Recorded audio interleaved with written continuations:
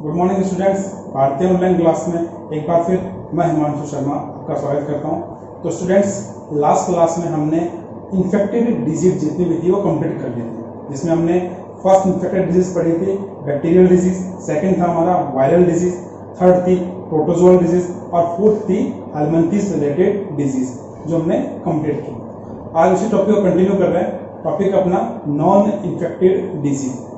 Non infected disease ऐसी disease होती है जिनके थ्रू आउट इन्फेक्शन जनरेट नहीं होता। मीन्स बॉडी की जो ये डिजीज है ये इन्फेक्टेड नहीं है।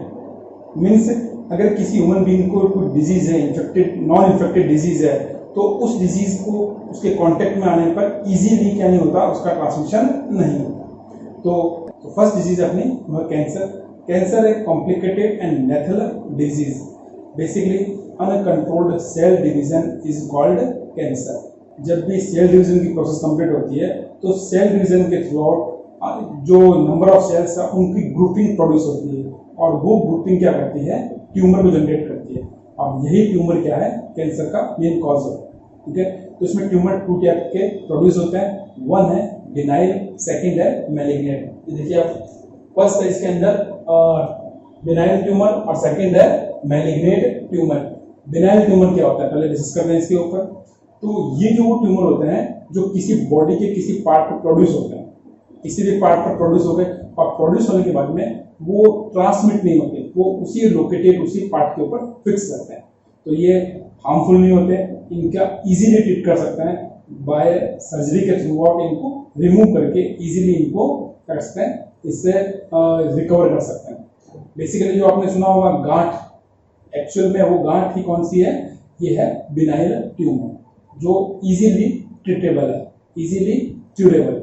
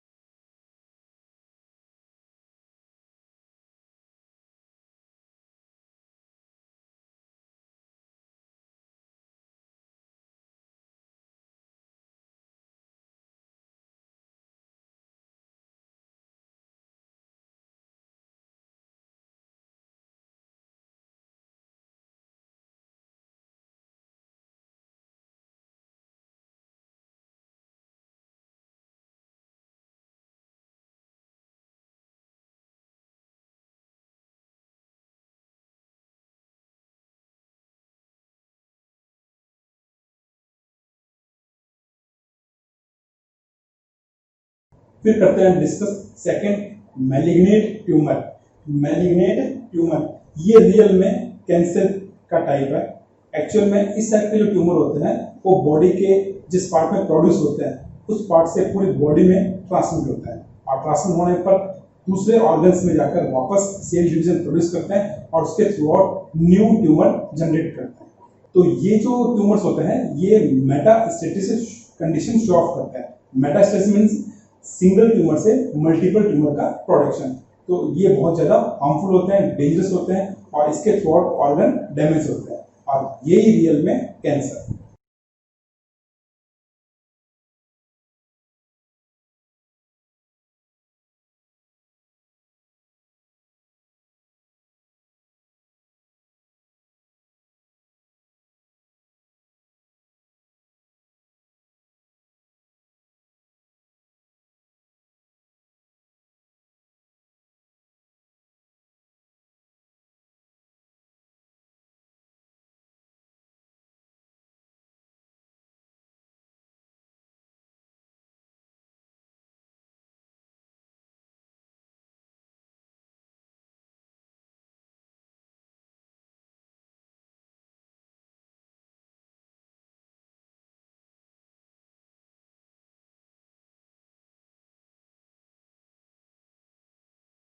तो अब करते हैं कैंसर के सिम्टम्स।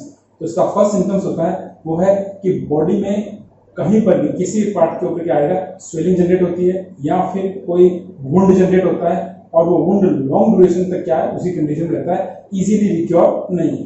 तो ये उसका एक प्राइमरी सिम्टम्स हो सकता है। सेकंड करते हैं डिस्कस कि बॉडी में कहीं पर भी जो वुंड जनरेट हुआ है उससे रेगुलर क्या होगा, म्यूकस पस सेल्स रेगुलर सेक्रेट होती रहेगी। कोई भी इंजरी हो गई, इंजरी से रेगुलर ब्लड है, म्यूकस है, पस है, ये रेगुलर सेक्रेटेड है, ठीक है। फिर नेक्स्ट जो इसका सिम्टम्स है वो है ट्यूमर का प्रोडक्शन। ट्यूमर प्रोड्यूस होंगे, कहाँ होंगे ट्यूमर, किसी टिश्यू में, किसी ऑर्गन के अंदर ट्यूमर या hard ball like structure produce होती है।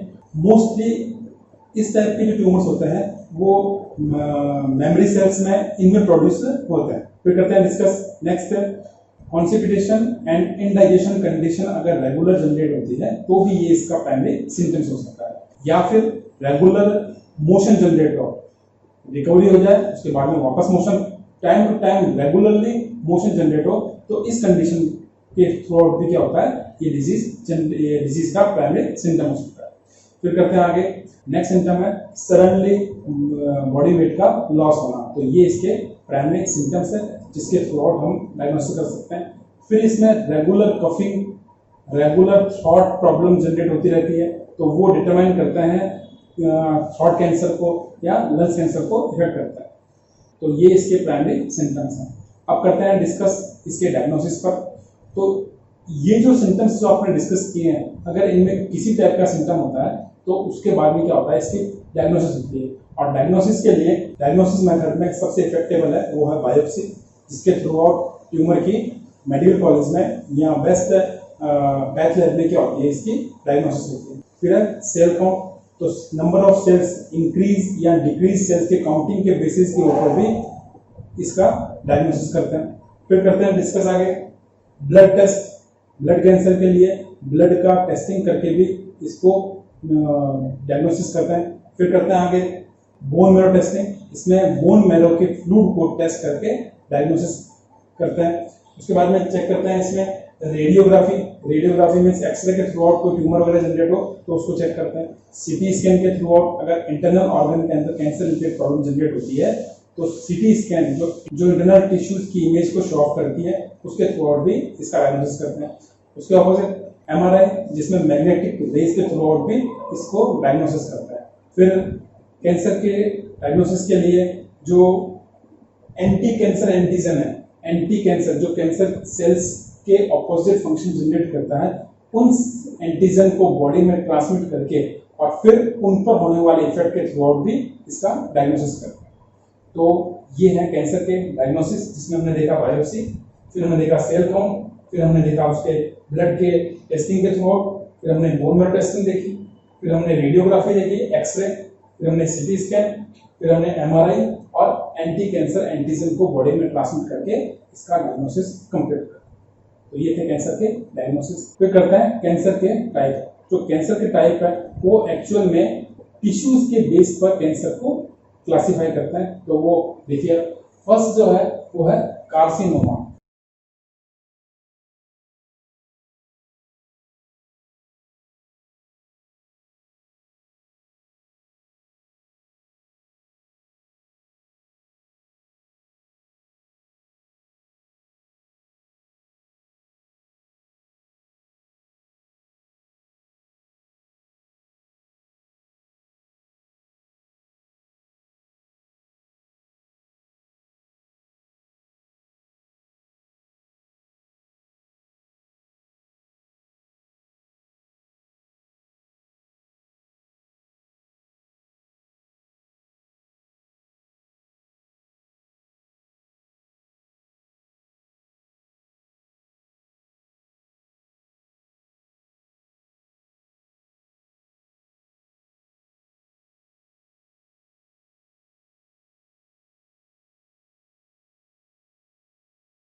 कार्सिनोमा एक्चुअल में जो एपिथेलियम सेल्स होती है उनमें अगर कैंसर या ट्यूमर जनरेट होता है तो उसको क्या कहते हैं, कार्सिनोमा कैंसर।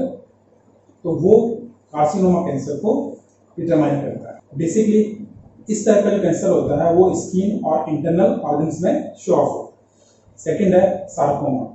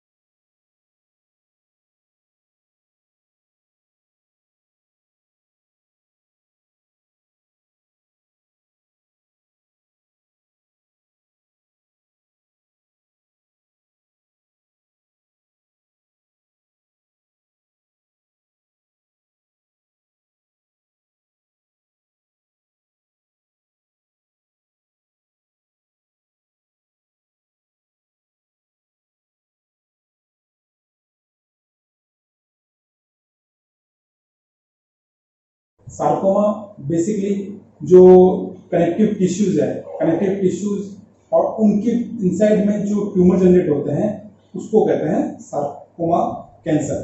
थर्ड है ऑस्टियोमा।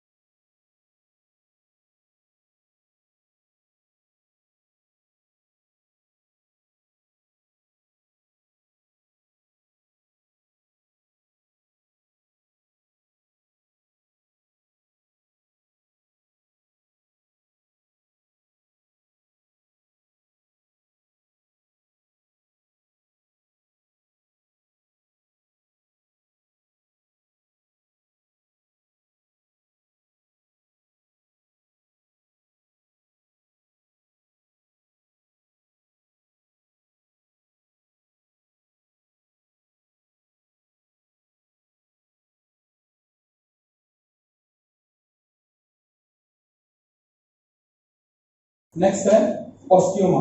ऑस्टियोमा जो कैंसर है वो बोन रिलेटेड कैंसर है, मीन्स बोन का डिफ्यूजन, बोन का डिकम्पोजिशन, ये जो इसमें जनरेट होते हैं ये होते हैं ऑस्टियोमा कैंसर। फिर करते हैं नेक्स्ट, वो है fibroma. Fibroma means fibre sales.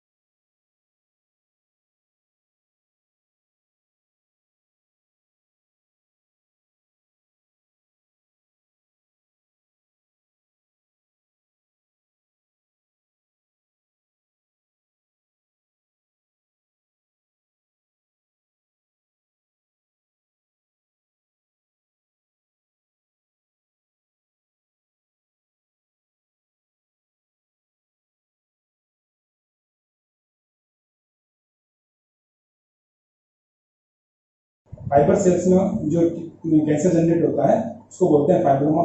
Like this आपने देखा होगा, अपने 11th क्लास में अपने स्टडी की थी collagen fibre, yellow collagen fibre. तो ये जो फाइबर्स थे उनमें अगर ट्यूमर जनरेट होता है तो वो फाइब्रोमा से रिलेटेड होता है। फिर करते हैं नेक्स्ट। नेक्स्ट है ग्लियोमा।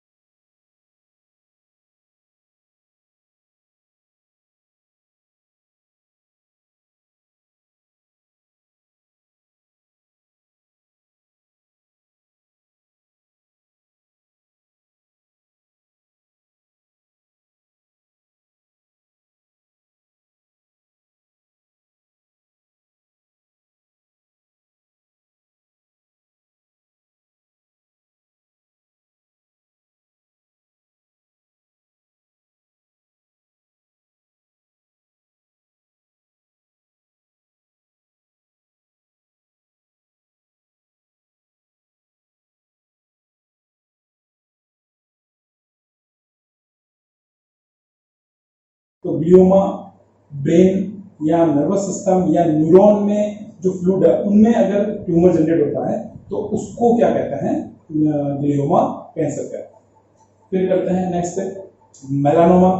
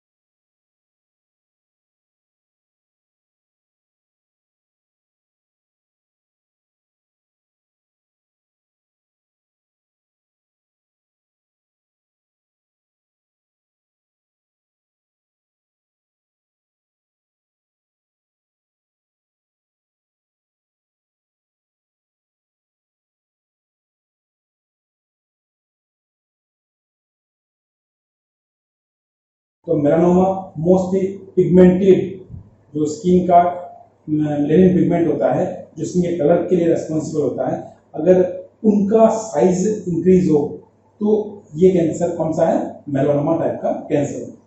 फिर बात करते हैं लास्ट लिम्फोमा।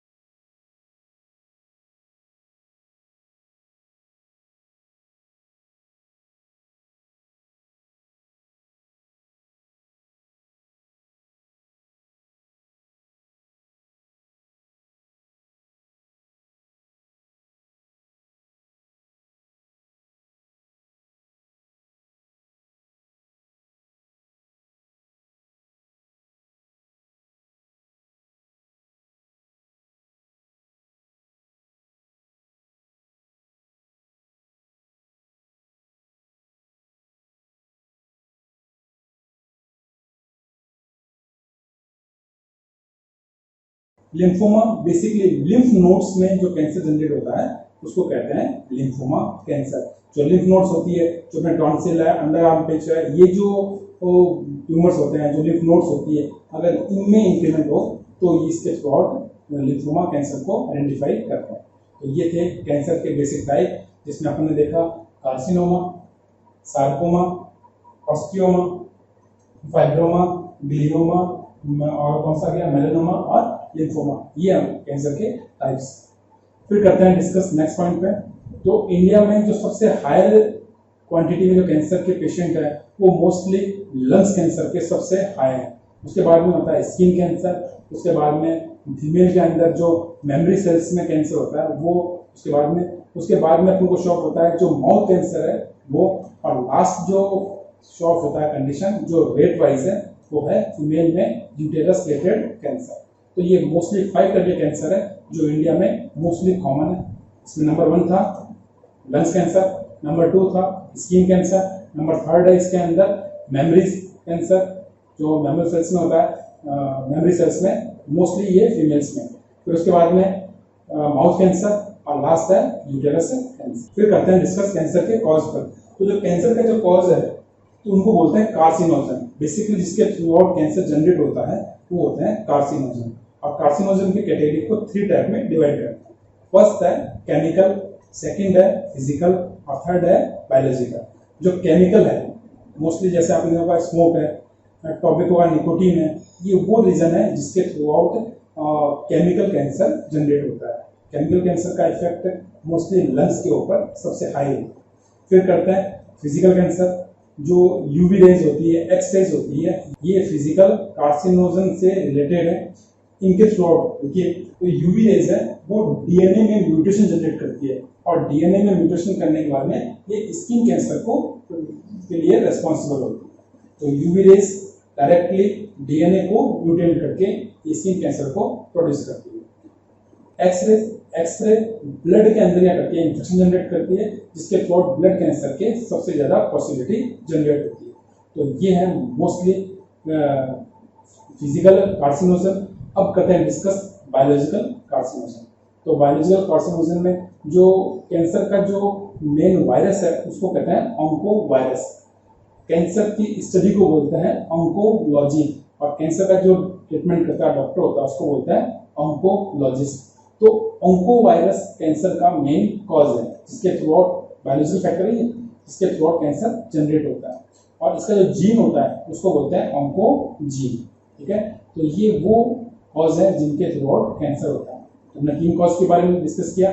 फर्स्ट केमिकल आया, निकोटीन या tobacco product, physical X-ray UV rays, और फिर आया बायोलॉजिकल। तो बायोलॉजिकल में ऑन्को वायरस ऑन्को जीन इसके रेस्पॉन्सिबल। फिर करते हैं इसमें कैंसर का ट्रीटमेंट। तो ट्रीटमेंट में मोस्टली 4 स्टेप है। फर्स्ट है रेडियोथेरेपी जिसके थ्रू आउट जैसे आपने 10th क्लास में 11th क्लास में डिस्कस किया है कि कोबाल्ट 60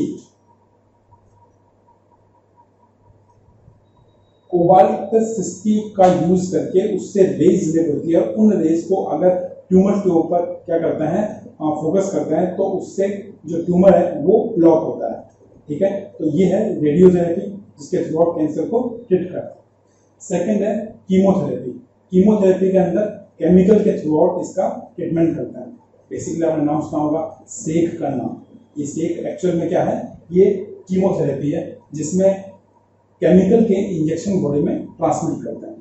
ये बहुत साइड इफेक्ट इसका बहुत ज़्यादा होता है। इसके साइड इफेक्ट में स्किन का कलर ब्लैक हो जाता है, हेयर फॉल, ये कंडीशन बहुत ज़्यादा हाई होती है।